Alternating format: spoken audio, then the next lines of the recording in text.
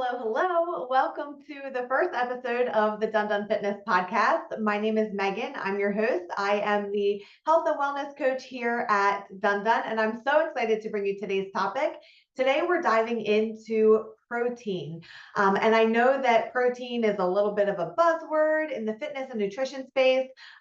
Maybe you're seeing a lot about it on social media. I know we talk a lot about it in the gym.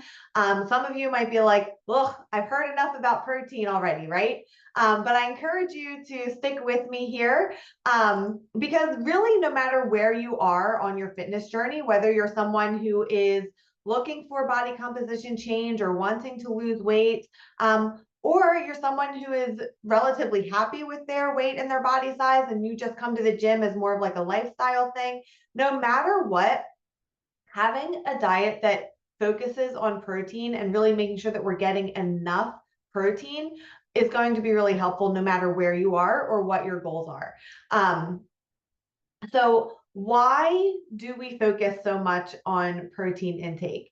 Number one, it helps build and repair that skeletal muscle. So when you're in the gym and you're lifting heavy weights or doing those DECA workouts or going on a run, right? You're doing all of these really intense, really difficult and challenging workouts. You're breaking down that muscle tissue. Well, protein and amino acids are the building blocks of muscle. So they help repair the muscle that we tear down during our workouts and really help aid in that recovery process.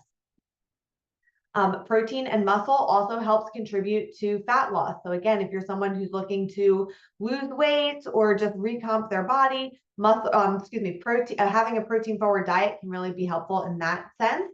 Having a protein diet really boosts your energy. So if you're someone that experiences low energy throughout your day, it's possible you're not getting enough protein. Protein also promotes satiety and reduces craving. So those two go hand in hand, right? So if you're someone who has lunch and then you find yourself, like I call it raccoon time, you're like a raccoon in your pantry before dinner, you likely did not get enough protein in at your lunchtime. There could be other contributing factors too, but today we're talking about protein. Having a protein-focused diet also helps balance your blood sugar.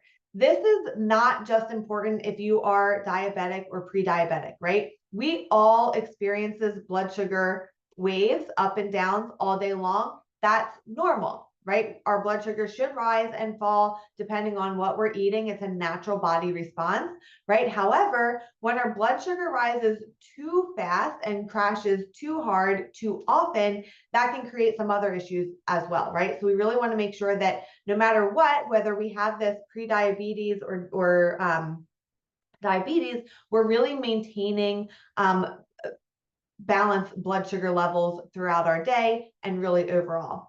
And then last but not least, having a protein forward diet increases mental clarity.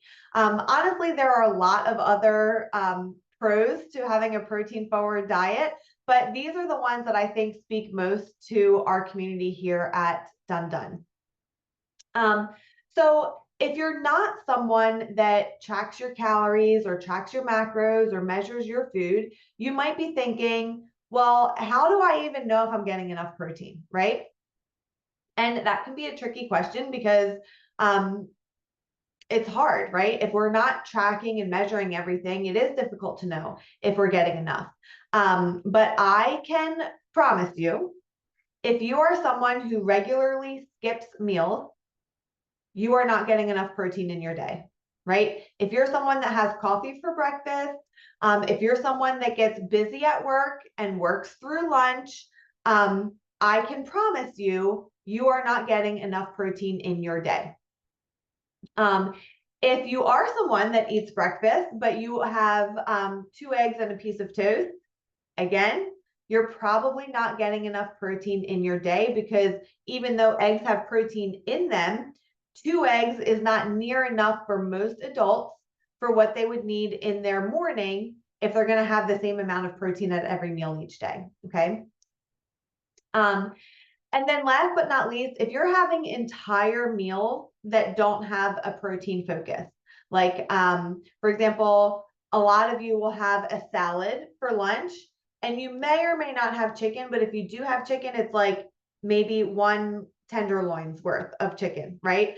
That's really not a lot. So if you're having chicken at all on your salad, you might be getting, I don't know, 3 or 4 ounces, which is not enough. And then later on, you're starving, you have low energy, you're reaching for a snack and you're wondering why, right? On the opposite end of the spectrum, this is more common usually at dinner, we'll have a carbohydrate focused plate. This could be true for breakfast too. You'll have a carbohydrate focused breakfast plate, like spaghetti, for example. You might have a big plate of spaghetti with like 1 or 2 meatballs, if any meat at all. And again, that's really not enough protein, right? So now you're having, in the case of the pasta, you're having this huge carbohydrate influx with not a lot of protein. And again, you're probably feeling tired and sluggish after that. And then in the sense of the salad, you're getting a lot of those really great micronutrients with, you know, whatever lettuce you're using, spinach, whatever other veggies you have in there, you know, cucumbers, carrots, tomatoes, all of that good stuff. That's all really great micronutrients for our day, but you're still lacking in protein, right? So if this is resonating with you, if you're like, oh yes, I do that. Oh my gosh, I do that too. You are likely someone who is not getting enough protein, okay? The best way to make sure you're eating adequate protein is to, first and foremost, make sure you're eating at least 3 meals a day, maybe even a snack or 2, right? And then make protein the focus of each of those meals and snacks and build everything else around it, right? So again, in the case of the snacks, sometimes we're just reaching for some crackers or a piece of fruit. And not to say that there's anything wrong with these things, but they're lacking in protein, right? And if you're not getting enough protein in through your meals, we really want to make sure that we're having a protein source in our snacks to help increase that protein intake. Speaking of snacks and meals, I really want to emphasize the need to focus on whole foods, okay? Protein shakes, protein bars, those are all well and good, but at the end of the day, they're supplements, right? And supplements are supplemental to a well-rounded diet. So we don't want to have an over-reliance on these supplements to fill that gap of our protein intake. We really want to make sure that the protein that we're getting is from whole food sources. So you can have animal-based protein, there's plant-based proteins. Of course, you can have a protein shake, right?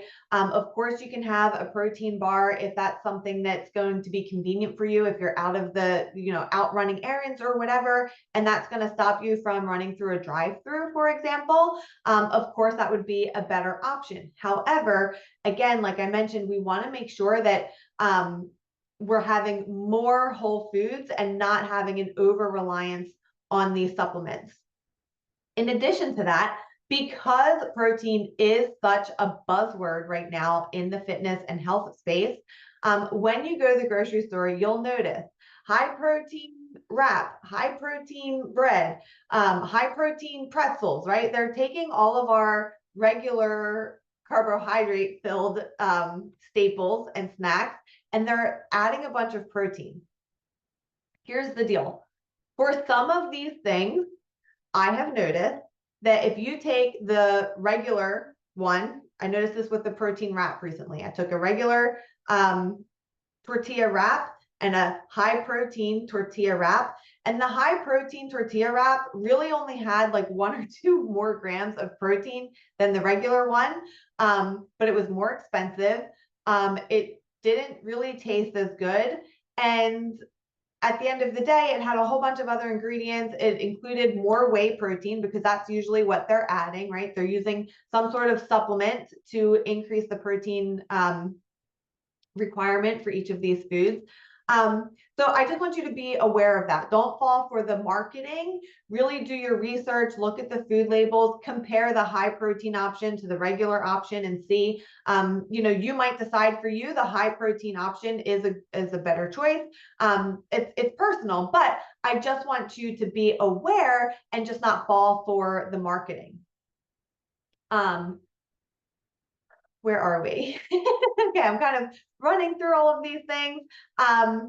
Yes, so focus on whole foods. Make sure you're not having relying on marketing and like high protein, this or that. Really make sure that you're paying attention to your food labels. And I know that this can still sound a little bit like maybe like too much work, or maybe you think I'm probably getting enough, but I'm not really sure. I do eat all 3 meals per day. I do have a protein source at every meal, but I do experience some of these energy crashes. I do experience cravings throughout my day. Things like that. You might want to consider taking a look and looking a little bit deeper to make sure that you're getting enough protein. Of course, protein is not the end all be all, right? There could also be other things going on, other nutrients that you're missing, things like that. But today we're talking about protein. Okay, so if you are someone who is listening to this and you're thinking, I don't know if I'm getting enough protein, or I think I am, but I'm not sure. We are getting ready to launch our protein challenge. This will be a 30-day challenge. It's going to be run in our Facebook group, and we're going to walk you through step by step of finding what your current intake is, right? How much protein are you actually eating right now? We're going to help you find your target protein intake because it will be different for every person. And we're going to help you close the gap between where you are at your baseline today and what your optimal protein intake is, right? Because for some of us, that gap is going to be this big and it's going to feel impossible to close, right? For some of us, the gap might only be this big, and it might only be that you increase your portion sizes for protein. It might just be that you add in a snack, right? For other people, it might be more of a major lifestyle change. So everyone's going to experience it a little bit differently depending on where you are, what your goals are, right? But we're going to walk you through all that in this 30-day Facebook group challenge. So if you're at all interested in learning more about this, learning more about what the optimal protein intake is, or what it should be for you specifically, I really encourage you to sign up.